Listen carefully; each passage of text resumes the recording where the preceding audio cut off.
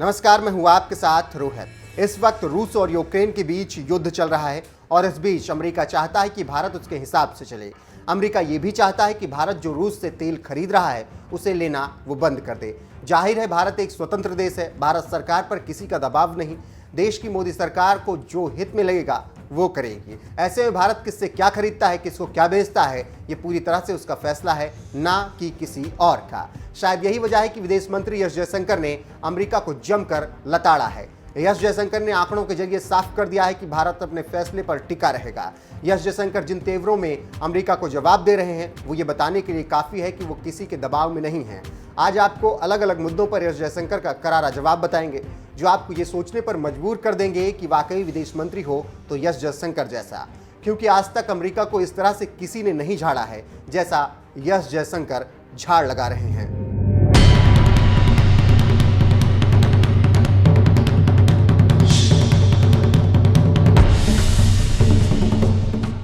America के दबाव पर क्या बोले एस जयशंकर। कुछ वक्त पहले अमेरिका भारत को ज्ञान दे रहा था कि वो रूस से तेल या गैस की खरीद ना करे।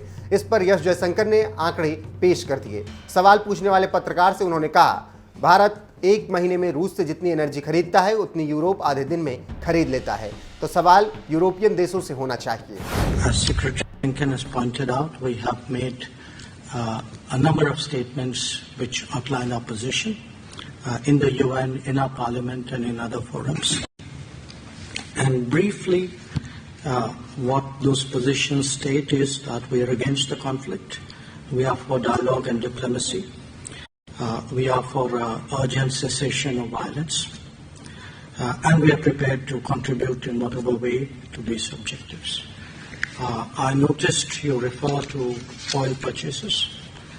If you are looking at energy purchases from Russia, I would suggest that your attention should be focused on Europe, which probably we do buy some energy which is necessary for our energy security. But I suspect, looking at the figures, probably our total purchases for the month would be less than what Europe does in an afternoon. So you might want to think about it. मानवाधिकार पर America को झाड़ा। हाल ही में भारत और America के बीच 2+2 बातचीत हुई। इस दौरान अमेरिकी विदेश मंत्री एंटनी ब्लिंकन ने भारत में मानवाधिकारों का जिक्र किया। जवाब में एस जयशंकर ने अमेरिका में मानवाधिकारों के हनन का जिक्र छेड़कर सबकी बोलती बंद कर दी। उनके इस जवाब ने हर किसी को हैरान कर दिया। लोगों ने कहना शुरू कर दिया कि आज तक किसी विदेश मंत्री ने अमेरिका को ऐसा जवाब नहीं दिया। We also share a commitment to our democratic values, such as protecting human rights. We regularly engage with our Indian partners on these shared values, and to that end, we're monitoring some recent concerning developments in India, including a rise in human rights abuses by some government, police, and prison officials. So let me put it to you this way, so that there's clarity about where we stand on this matter.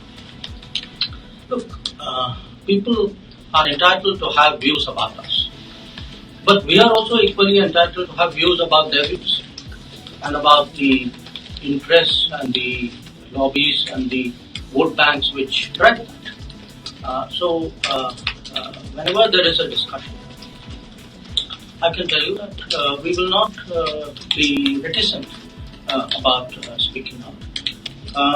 I would also, just so that I round off that point, tell you that we also have views on other people's human rights situation, including that of the United States.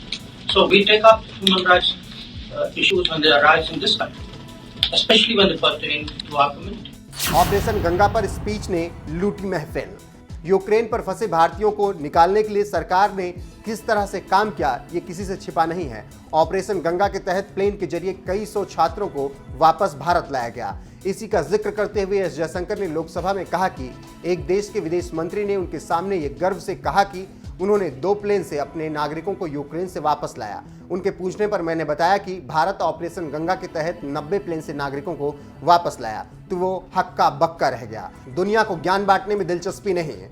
S Jaishankar की एक खास बात यह है कि वो कभी भी अपना वक्त बर्बाद नहीं करते, वो भी फालतू का ज्ञान बांटने में। वो सिर्फ अपने काम पर फोकस करते हैं। एक बार की बात है, जयशंकर ने वीके कृष्ण मेनन का जिक्र किया और कहा कि उन्होंने जो बातें घंटों में कही वही बात वो 6 मिनट में कर सकते हैं। हम दुनिया को ज्ञान देने में दिलचस्पी नहीं रखते, हमें राष्ट्रहित पर फोकस करना चाहिए। Krishna Menon is known for the record of giving the world's longest speech in the United Nations. I think, yes, I assure you I can say the same in 6 minutes. So, my point is, today we should be less concerned in foreign policy about giving gyan to the world. We should play our role, we should make our contribution, we should look at our national interest, and we should do this effectively. तो देखा आपने किस तरीके से विदेश मंत्री S Jaishankar कितने अलग मिजाज के शख्सियत हैं। आपको उनका ये अंदाज कैसा लगे, कमेंट करके अपनी राय हमें जरूर बताएं।